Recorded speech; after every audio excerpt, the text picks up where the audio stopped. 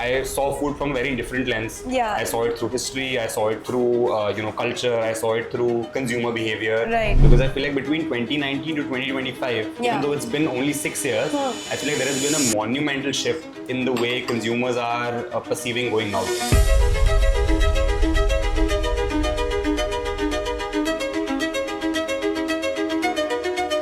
Yeah.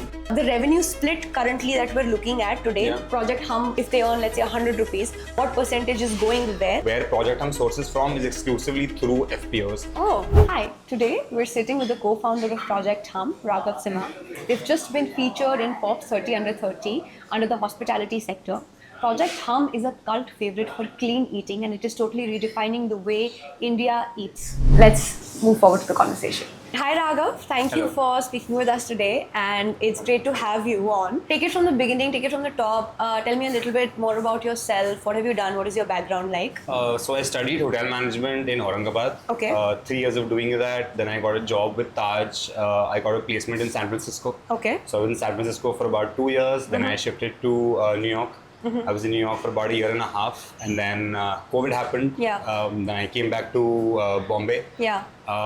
Had two of my other friends who were also, in the hospitality industry. I went to school with them, my co-founders, Pragun and Jatin. Yeah.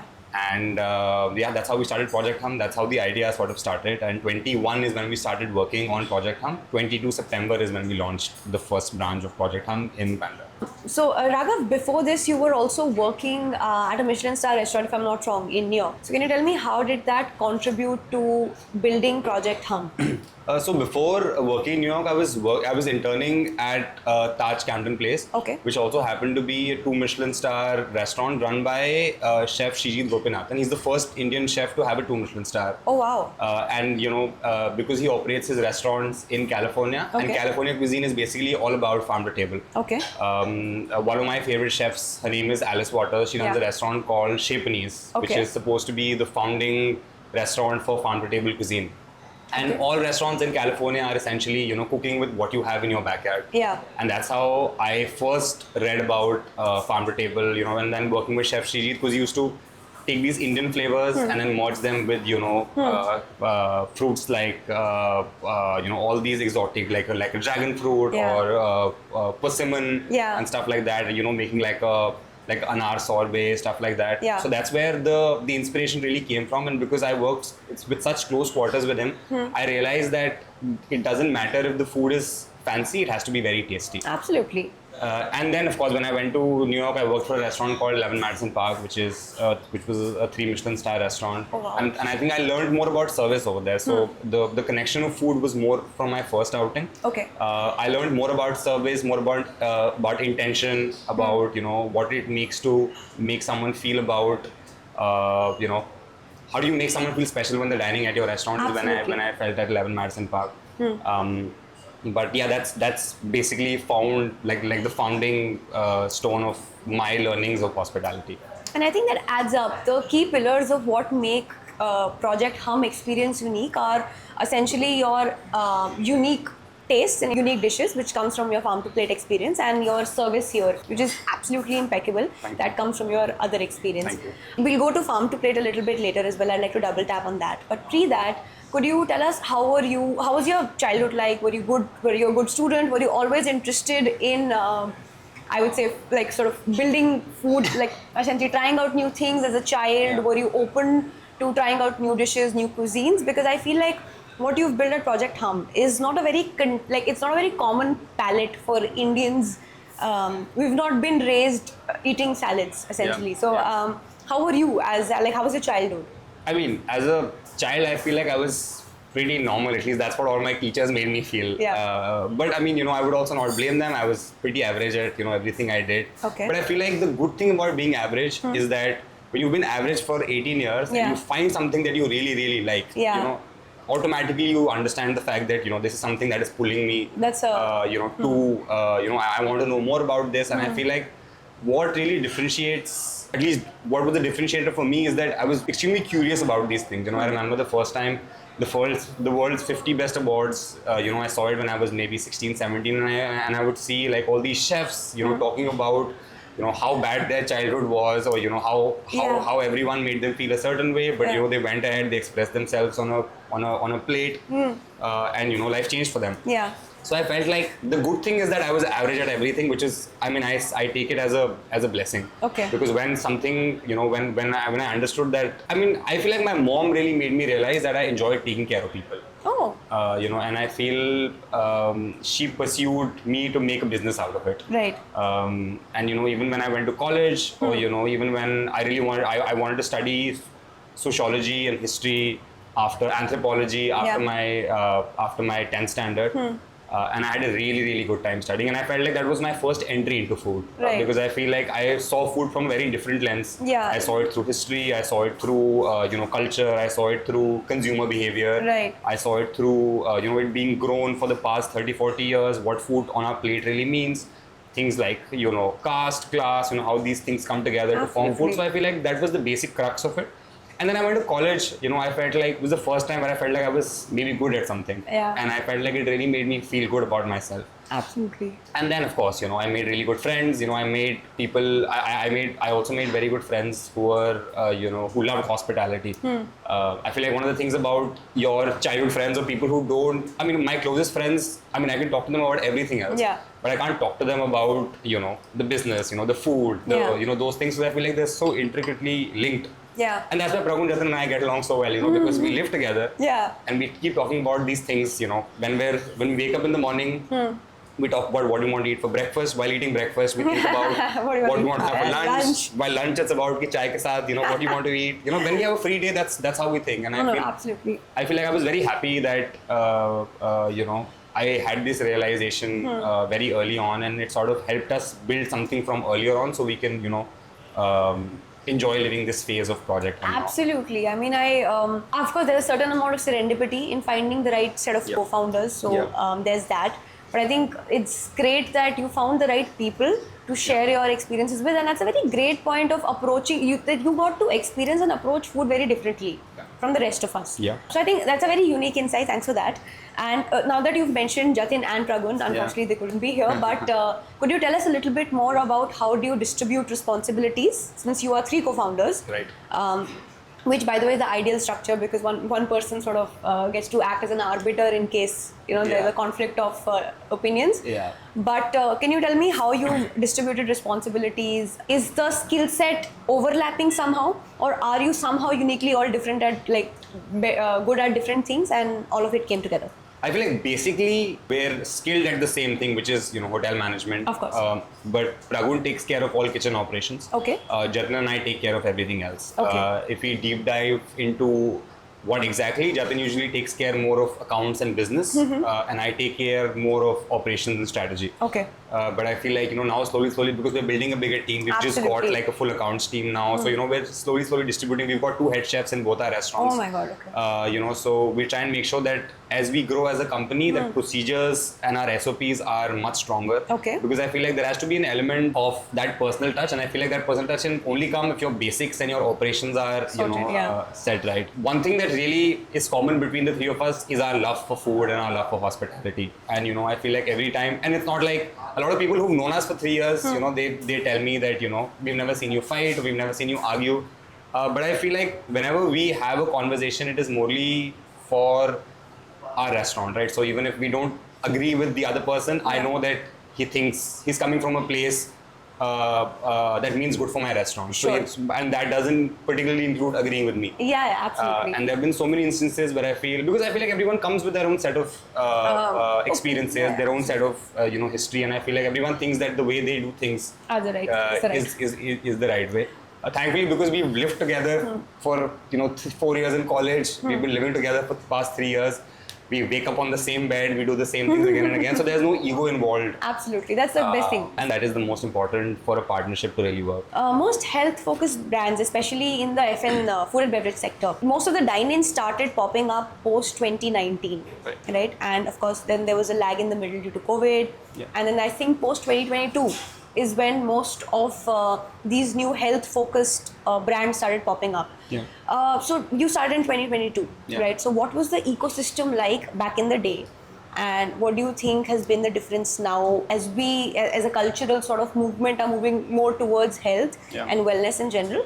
So when did you start back in 2022? Was it sort of like that, the ecosystem? I feel like it's funny that you mentioned 2019 because I feel like between 2019 to 2025, even though it's been only 6 years, I feel like there has been a monumental shift in the way consumers are perceiving going out. Right. And I feel like COVID has, completely flipped the game. Before, people were thinking that, in 2021 we had this cloud kitchen boom where everyone wanted to go and invest in cloud kitchens. They wanted to build a cloud kitchen, and because they thought the dining was dead.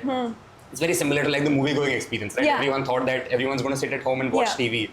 But then you have good movies, and everyone loves the good community experience. And I feel like when that level of you wanted to go out, socialize, meet your friends is coupled with you also eating well, you also being more mindful, and I think that becomes a very interesting product to offer to customers. Absolutely. Because you start meeting like-minded people. You want to go out to eat, but you also want to be a little mindful and I feel like people who are now in their 20 to 40, which is usually what our demographic is, they're investing more into their personal fitness. And I feel like, when you're working out 2 hours in the gym, you don't want to ruin that by, coming and eating you want to go out, you want that experience, but you don't want to feel guilty about it later on. So. Exactly. But, you see the growth of the fast casual segment, which is the segment that we are in. Yes. And people usually equate it with the QSR. Yeah. And I feel like it's very different from QSR because it's about casual service, but it's about very, very, very high premium ingredients. Yeah. And putting a really good plate of food out there. And I think that's what younger people want, right? They don't want the fuss of 3 people coming to your table. They want to go, they want to order it at the counter, they want to sit, they don't want to be disturbed, they want to do their own thing, they want to be fed well, they want to be taken care of, but in their own particular way. And I used to see it when I used to work in hotels, right? I used to be a bellboy for a month. Oh. And I would realize the fact that older people want their luggage to be carried to their room, and they want the whole, okay, this is where the swimming pool is, this is where the gym is, the breakfast. Exactly, like that 20-minute tour. Got it. But younger people, they wanted to carry their own bags. They wanted to, they wanted to be left alone. They were either on calls or, they were doing something and they just wanted to be left alone. They said, I'll carry my own bags, I'll do these things. And I feel like these are, when I worked for 4 years in the US, I felt like I understood that this is where, the sort of hospitality space or dining space is going. And even if you see hospitality right now, people are either spending on lifestyle products, which is where we come in, or they're spending on very, very high luxury. Right. You see the numbers put in by a Taj this year, right? IHCL, I think they've been doing very, very well. And when we went to college, Mr. Chatwal had just taken over as MD. Oh. And the number of luxurious properties that they've opened in the past 5 years. And, so they've invested in either high luxury or in like Ginger, which is their budget space. Correct. So I feel like that's what people want, right? People want to, they want to either spend on making sure that they know exactly what they're getting, or they want to then just be left to experience, then sky's the limit. You see places like Bali, Sri Lanka, these Southeast Asian places now pop up because people feel like rather than going to Europe or something. Exactly, they can come and they can spend more money, they can have that luxury. So now Bali's become a luxurious destination rather than budget destination. But coming back to what you were saying in terms of footfalls, I see that in the past 2 years, footfalls have really, really increased, at least for a brand like us, which operates more on word of mouth. I feel a lot of people coming in, even though our online market has also, shot up really, really rapidly. But I feel like dining, people want to come in, people want to experience, people want to be taken care of. And I think, that's what I always tell my team. I said, people are coming to your restaurant to be taken care of. Absolutely. And, I think we need to be able to build the right tools to give people that whenever they walk into the restaurant. You, for some reason, have very unique and very accurate insights about how people, especially from 22 to 35, what are they interested in? So you mentioned 2 things. First is that they like to do things themselves. So that's the concept of fast casual restaurant. As compared to a quick service restaurant. I'm assuming that's an insight that played role in choosing a fast casual restaurant over a QSR model. Yes, because I feel even if you look at the West, I was reading a couple of reports last month that said that fast casual has now officially overtaken QSR as the fastest growing segment in the US. Okay. And this is because, what fast casual does is that it gives you a better dining experience. Right. And one thing that I realized, and I think I have these insights because I've not read these insights about my customer in papers, right? I talk to every customer that, comes and dines at my restaurant. And even if it's, even if it's something that they say is impractical, I feel like I try to go to the crux of where they're coming from to try and understand what this customer really meant. Right. And I feel I know so much about my consumer because I talk to them all the time. I'm very interested in knowing, even if someone comes and spends $500 at my restaurant, I want to know if they felt like, that 500 rupees was worth it, if they had a good time, what they think we could do better, etc., etc. But fast casual really comes into is growing because one, it gives you a better dining experience. So the way it's made is very different, right? As compared to a QSR, which is boxy, right? Which is, you're not very sure about where the produce comes from. You're not very sure of, if the staff is as well trained. The quality of exactly the food. Premiumness of the product. I feel that because you're heavily investing in the kitchen, which is not something that is usually done by other restaurants. Right. People want to make fancier spaces and they want to invest less in the they want to invest less. But I always tell my team that if food is not fresh, especially our kind of food, that the consumer will come to know, the customer will come to know that it's not fresh, because we don't cook a lot of our food, right? It's all fresh. We just try and put those small touches here and there. But other than that, everything that you eat at Project Hum, like a salad you eat, right? It's all about the dressing, right? Other than that, everything else is just sourced very, very well, which is also something where fast casual becomes very interesting space, because this kind of sourcing only happens at fine dine restaurants, or it happens at a Michelin star restaurant. Right. So, when I used to see, these fresh strawberries coming at Campton Place, or, these amazing chops of lamb coming into 11 Madison Park, I used to feel like, I used to look at the costing, honestly, and I would feel like, that with volume, you can tackle this. Okay. Of course, what we use is very, very high premium produce.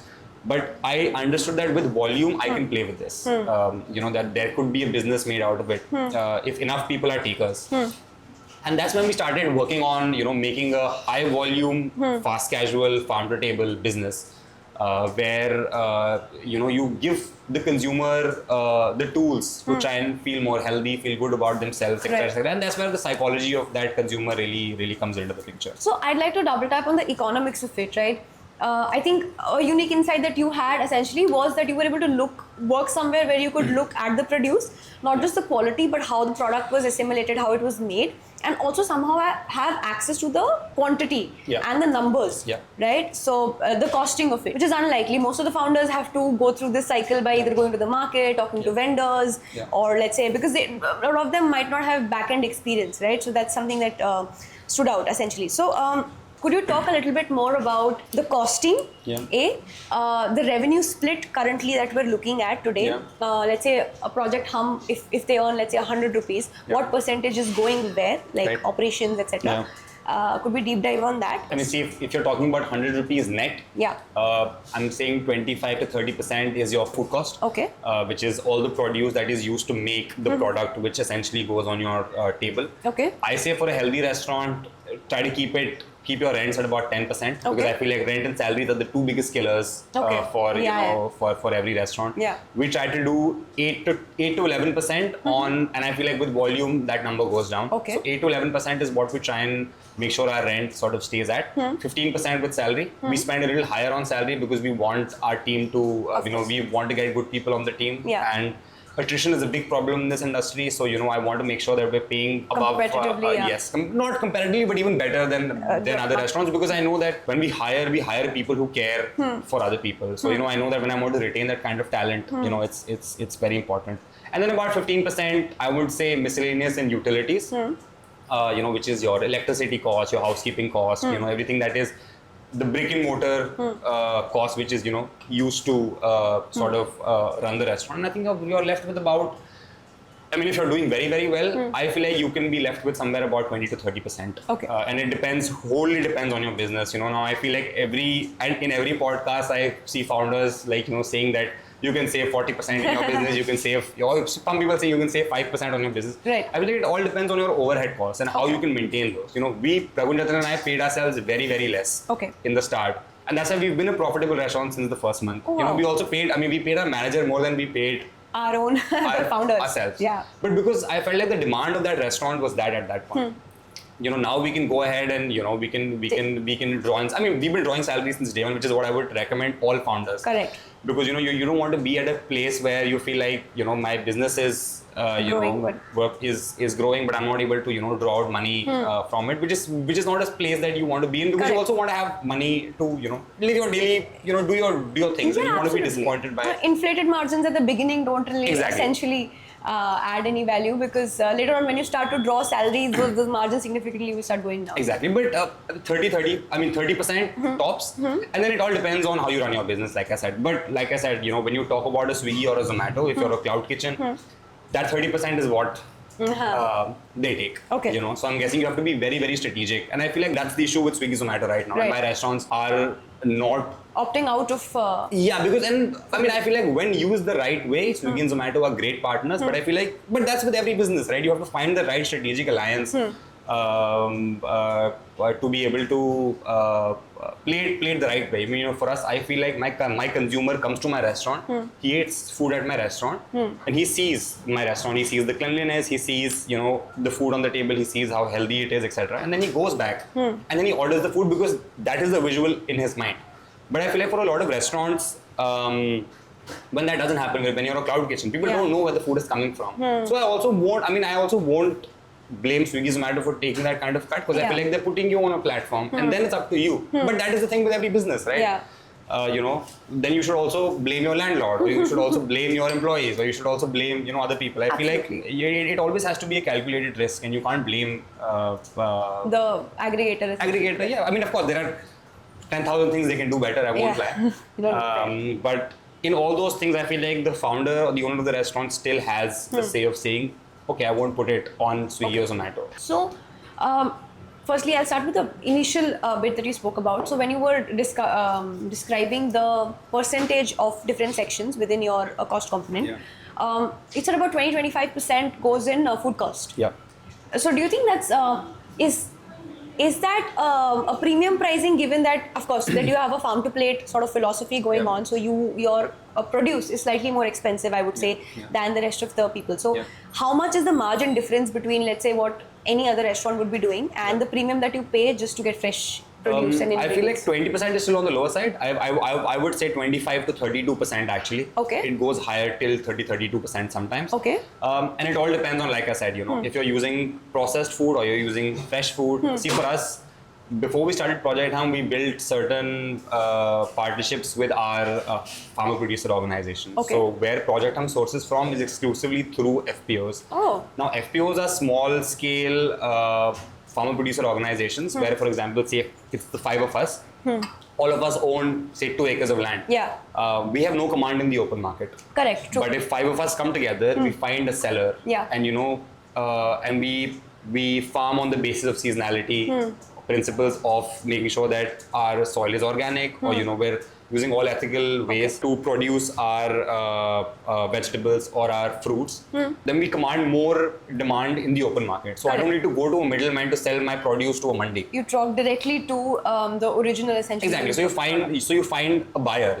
What we do is, so we work with the Junior Farmer Producer Organization and we work with the Nanded Farmer Producer Organization. Now these two people who tell us that it's October right now, it's going to be root season now, so a lot of sweet potatoes going to come in really, really well. So we'll have variations of sweet potato. And then in Feb, he's going to harvest something else. In August, it's going to be something else.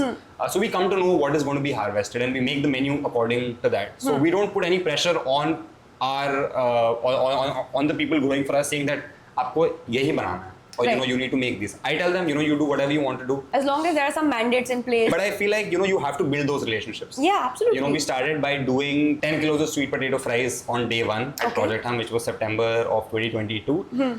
As of yesterday, I think Pragun placed an order of upwards of, 95 kilos of sweet potato fries a single day. Wow. And, I feel that they've also grown with us, right? They also have that kind of trust with us. And when we, there was a point where there was no avocado in the market, right? For like 2 months. Yeah, right. Or there are some times where there's no orange because it's all high in demand. Restaurants can't find it. And I feel like in that time we were the only restaurant in Bombay that had avocado that day, because I felt like my supplier told me that, I don't care about giving it to someone else. I want to give it to you because you've been with us for a long time. Exactly. And I feel like those are the partnerships that you need to create, with your suppliers. There has to be a certain amount of trust that goes in. But coming back to the question, which is, with scale, this food cost can go down. Okay. Even for a premium restaurant like ours, where we use everything that is, very fresh. I feel like you can dial it down to about 22, 23, 24%. That's by virtue of the partnerships, long-term partnerships. Exactly. And this farm-to-plate concept is very interesting. So, could you take us through your supply chain, especially when you're talking about from produce to, your inventory? How long is the supply chain? What happens in the process? One nice thing about Project Hum, both the Project Hums, is that we don't have a storeroom. Oh. So there is nothing to store. Correct. It's one day system, which makes the supply chain even more complex for you. So how does that work? So what we did is, before we opened Project Hum, Jatin, Pragna and I, we all went to Junar, Nanded. We met the farmers.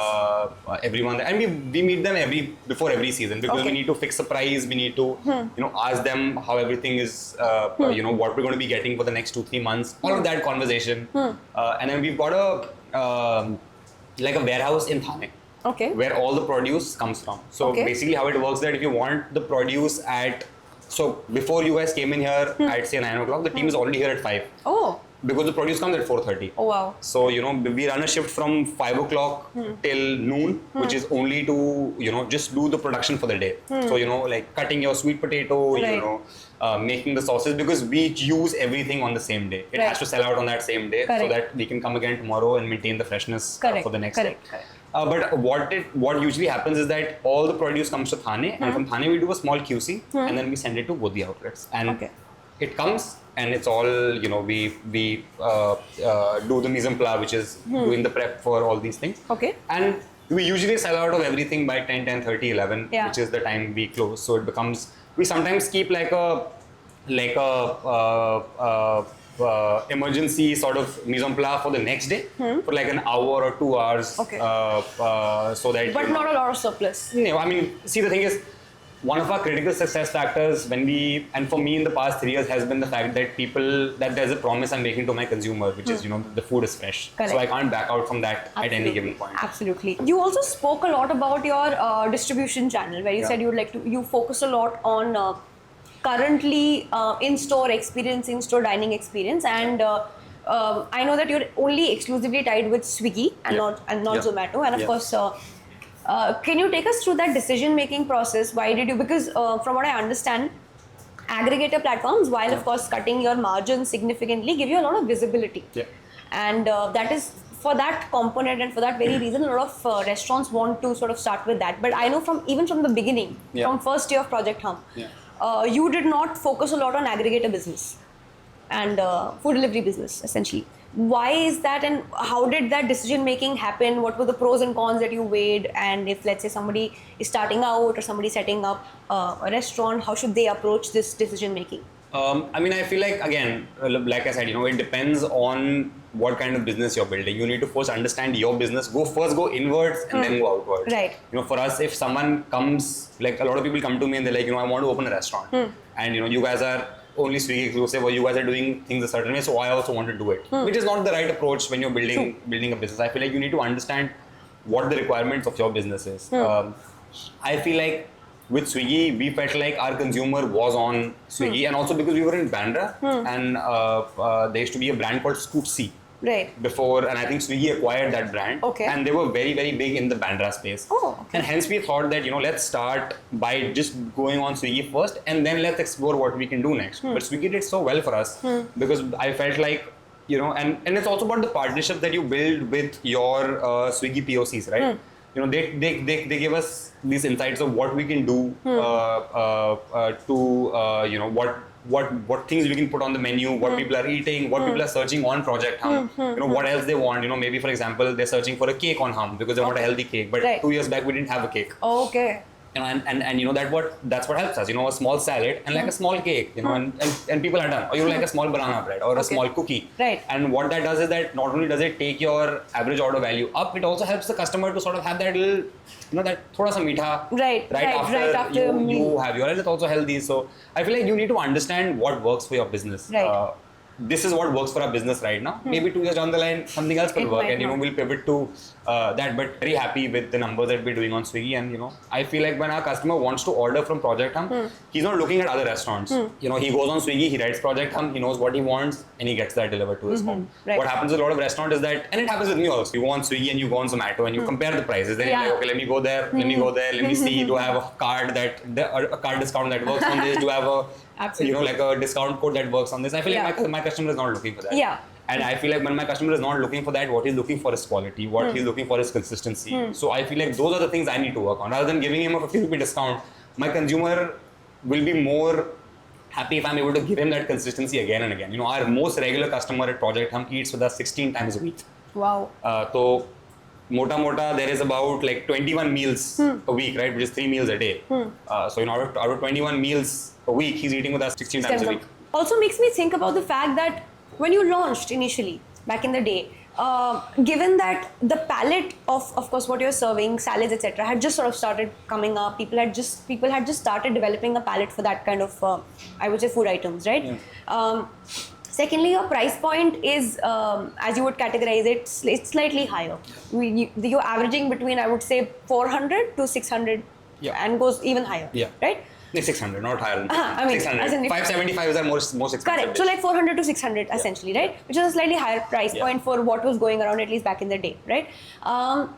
So what were the feasibility and the metrics that you looked at to find the product market fit for your brand? What was that journey like? So I'll tell you how we understood. I mean, are you talking about what we understood, how big the market was, or what will work for us in that domain? Both essentially. So how did you approach the decision making? Because from there were levers to sort of manage here. Again, new palette of taste and higher price point. So how did you know that this would work? What are some of the metrics that you looked at, researched? It could be consumer survey, it could be going to markets together, it could be talking to your consumers. I mean, it was a lot from our past experience, but I feel like what past experience does is that it forms the basic bedrock of what you are trying to achieve next. True. But I feel like when you're in a live market, you need to understand the demands of that market. And I feel like Project Hum for Pragun, Jatin and I was a pragmatic decision. Okay. It's not something that that we gravitate towards. It wasn't a passion project for you. Running a restaurant is of course passionate. I get that. But I feel like the concept is something, and it's also not a concept that you can wake up one morning and it's not like, oh, I love Mexican food, let's do a Mexican food. True. I feel like when you're in this fresh food, healthy space, it has to be more intentional. Yeah. It has to come from a lot of research. And because I have a background with service and I was studying wine before this. Jatin was working at Sofitel in BKC before this. Okay. Pragun used to be the sous chef at Bukhara before this. Oh, wow. So none of us are, of course we had like our brushes with, what you would classify as healthy food or whatever, but nothing really, none of us have really worked in a space like this. But, we looked at the market, we felt like if we couple what we feel like eating when we go out, when the three of us go out, and we couple that with making it as healthy as possible, I feel like we have a product here. And then you start working every way. We hired this agency called Popping Mustard, which is run by the person who designed the logo, Vidisha. Okay. Oh, wow. And she gave us a lot of insights, of understanding. We put everything down, that we need to make it an everyday brand. So if it's an everyday brand, what is my customer wearing? What is my customer doing? What kind of films is he watching? All those things. So the entire persona building for what your ideal customer looks like. What is an everyday man who eats at Project Hum? What his life looks like. And then you tap in because you want to give the customer the tools of living that lifestyle, right? For example, back in the day, if you went to a Starbucks and you posted a picture of Starbucks on your Snapchat, it would be regarded as making a statement. Right. And that's where we want to go, right? That is essentially when you eat at Project Hum, you put a picture out on Instagram, and it's a statement that you're making without saying anything, right? You're telling people that there's a certain lifestyle you prescribe to. When you come to Project Hum. And that's what we wanted to build. And that's why we realized that our demographic was slightly higher in age, because to be able to spend this kind of money, you need to have, when you're spending 550 rupees on a meal, you need to have a good disposable income. But, those things have really, really helped us. But I'll tell you a very funny story. When we went to Bandra, there used to be this joke in Bandra in 2022 that there are 3 kids going around everywhere, talking to brokers. They're talking to, what we used to do is we used to go to all our competitors early in the morning before they opened. We used to get the first check and then we used to finish the day and we used to go and get the last check. So what that did is we used to know that this is, 100 orders a day. Yeah. And we used to average out by saying ki, if you buy a salad, you buy this, you got 750 rupees. Yeah. And we used to come to know ki the top 6 players in this market, that this is their daily business. Okay. We should do the same things on weekends to understand, okay, this is the weekend business. Correct. And that's how we made a business. And that's how we came to know that this is what the market looks like. Okay. Wow. And then you come out to understand that if I want to make sure that a customer is not going here and I want him to come to me, what are the tools I need to give him? What do I need to make? What are the small touch points I need to work on? Maybe talk to consumers who are like, what do you like this? What would you want done differently at the place that you enjoy going to? And because we're of the same age, we were 24 when we built Project Hum. Wow. Oh my God. When we started working on Project Hum, I felt like we were talking to a lot of those kind of people, and that really helped us to get that insight. I feel like for Pragun, Jatin and me, all the insight that we have had on Project Hum has been on the ground. And that's why when Pragun goes to the kitchen, he knows what kind of palate our customers will enjoy. Right.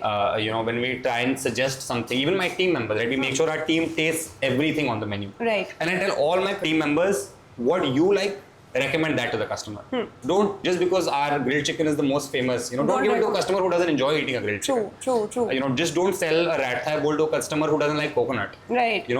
Ask them, what do they like? What do they enjoy eating? Is there something particularly that, stands out for them, and start recommending it like that. So we do a lot of, we spend a lot of time on training. We spend a lot of time on telling people that it's okay to care, and I really want to put that on a t-shirt at some point, say that it's cool to care, Yeah. I feel like we're reaching a generation where people feel like caring is not cool. Yeah. I feel like it's that you want to be perceived a certain way, which is not, them makes you seem slightly softer. I don't know if that's... Yeah, exactly. And I feel like it's so weird because I see so many people who get so happy when they're, it could be the watchman of my building to the prime minister of the country. Yeah. The common emotion that they share is the need to be cared for. True. And it comes out differently for different people. True. For us, if someone enjoys, I remember this one family that had come in and the kid really wanted to eat this hummus and bread thing, and the parents didn't allow him to eat because whatever, maybe they thought it was expensive, or maybe they thought there was already too much food on the table or whatever. And someone from our team, I think it was Sajid or Anushka or I don't know who it was, they gave like 2 pieces of bread and a bit of hummus to the kid. And I felt like what that really does, it doesn't come as a cost to the company. True. But what it does is that it tells the culture of the team. It tells the people that they're being cared for, that someone heard them when they were ordering at the counter. Very, very same thing. Like peak dinner time or lunch time when the restaurant is very busy, there's like a 1 hour wait going on. But what we started doing is we started giving like small samples of our froyo, like lemonade. It doesn't come out as a cost, but what it does is that it sort of helps build that culture, within the team. It tells people that they're being cared for. What other brands, a lot of people I see tend to omit is the brand equity. Yeah. So a lot of people, what they consider as cost to company, Yeah. you consider as something which is building brand equity, like serving complimentary things, appetizers. I know for a fact because I'm a regular here. Yeah.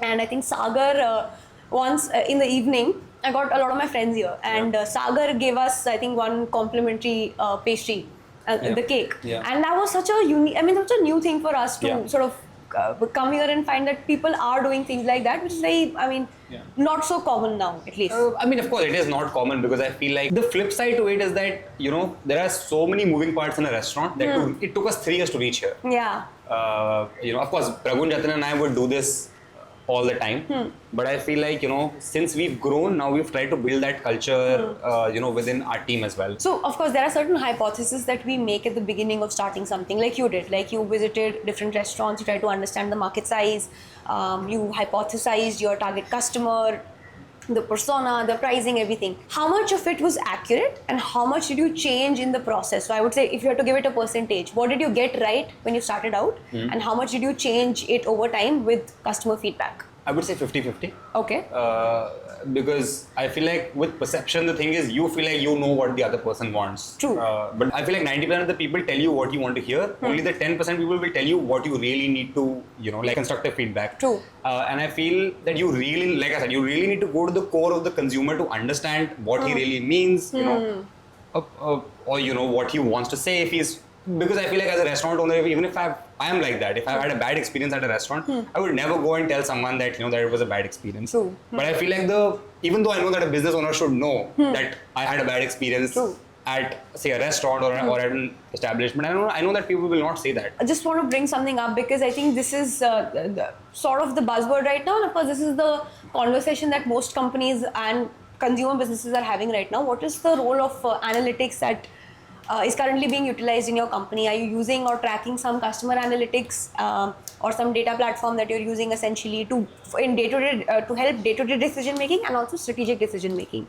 So I feel like for the past 2.5 years, Raghav and I have been so busy building the brand that we've been on the floor, on the ground for so long because we wanted to get our foundation right. Right, absolutely. And for the past 2.5 years, of course, we've used analytics, but not at like a way which would be very would affect decision making so much. I mean, small things like what we should be making, what cuisine we should focus at, what kind of salads are working right now, very small things.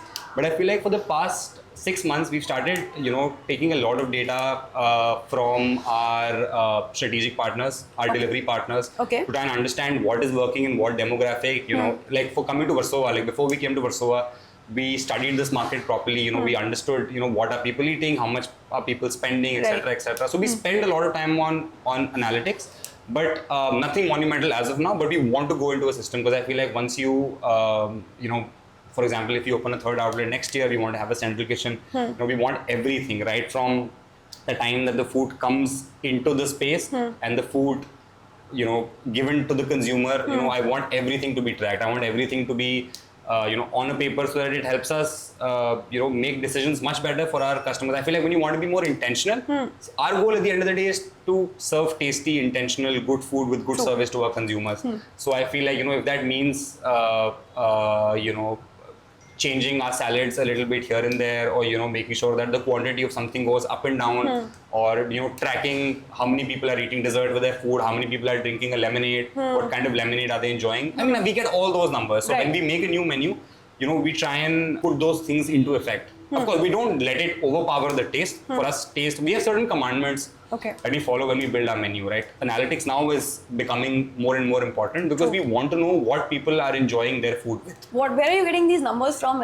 Is there a platform or a data provider that you use, or? So it's our POS system, which is our POS, which is what we used to sell. That has everything, right? So if we have, say, about like the weekend went yesterday, it was one of our most busiest weekends. So we had, we did about upwards of like 1,200 orders. So, now because Mondays, for us is an easier day, we'll take out a printout, we'll say it, we'll try and understand, Can you tell us more about the expansion plans for Project Hum? So I feel like when we opened Project Hum, we just wanted it to be one, because we just wanted to open one restaurant. But I feel like once we saw the success of the first one, we opened our second one. The second one is also doing very well. Now we're looking at scale, but I've realized that the restaurant business and the scaling business are two very different businesses. Usually how restaurants scale is that they usually franchise it, or they get a geographical location and they find a partner. But I feel like for us, because quality and fresh produce is such a critical factor of our success, I feel like that can't be compromised on. And we want every store to be company owned. And when that happens, I feel like the scaling becomes difficult. So right now we're trying to get the right algorithm. Of course, I mean, we'll do one more outlet next year in Bombay, and we'll do a central kitchen as well. So what that will do is that it will smoothen out operations for us. We want to get into the retail space. We want to sell a lot of our jams. We want to sell our granola. We want to sell our bakes, on quick commerce platforms as well. But like I said, it's something that we're in the process of learning. I feel like even before Project Hum started, we spent so much time learning it that even after 3 years, we still get the fruits of building that concept and working so much towards it. So that's very, very important for me. I want to be able to scale it, but I want to scale it with intention, and I want to scale with intimacy. Because we are a very intimate restaurant. People enjoy coming here. It's personalized, and that's the journey I want to take when we expand Project Hum. That sounds great, Raghav. Thank you so much for sitting with us today. My pleasure. And would love to see you around. Would recommend everybody to come and try Project Hum once. I think it's doing really well. I'm a personal evangelist for Project Hum. Thanks for your time today. Thank you, guys. Thank you.